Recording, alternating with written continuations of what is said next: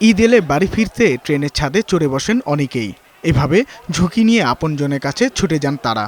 ট্রেনের ছাদে চড়ে ঝুঁকি নিয়ে ভ্রমণ করা যাবে না, রেলওয়ে কর্তৃপক্ষের এমন নিষেধাজ্ঞা থাকলেও প্রতি বছরের চিত্র এটা।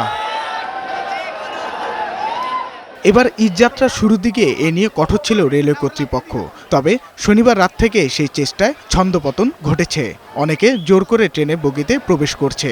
শুধু ট্রেনের বগি নয়, ইঞ্জিনের সামনের জায়গাতেও দখল করে নিয়েছেন তারা। উদ্দেশ্য একটাই, প্রিয়জনের সঙ্গে ঈদ করা।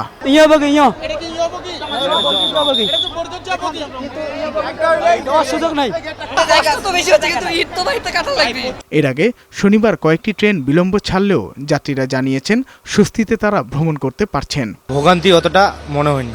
এদিকে বাস টার্মিনালগুলোতেও ভিড় দেখা যায় ঘরমুখো মানুষের। মহাসড়কগুলোতে যানজট না থাকায় নির্ধারিত সময় বাস পাচ্ছেন যাত্রীরা। তবে বিআরটিসি বাসে অতিরিক্ত ভাড়া আদায়ের অভিযোগ করেছেন যাত্রীরা। এরকম সিন্ডিকেট করে ঈদের সময়, তাহলে আমরা অন্যান্য বাসে কি করব? তাদের কারণে বেসরকারি মালিকরা বা কাউন্টারে আরো উৎসাহিত হচ্ছে যে বিআরটিসি অনিয়ম করতেছে, আমরাও করব। অন্যদিকে সদরঘাট লঞ্চ টার্মিনালও বেড়েছে ঘরমুখো মানুষের ভিড়।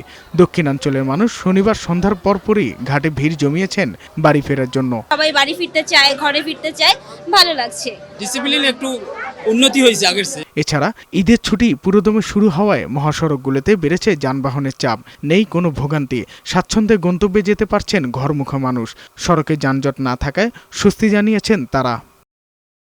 সাজ্জাদুর রহমান, বৈশাখী সংবাদ, ঢাকা।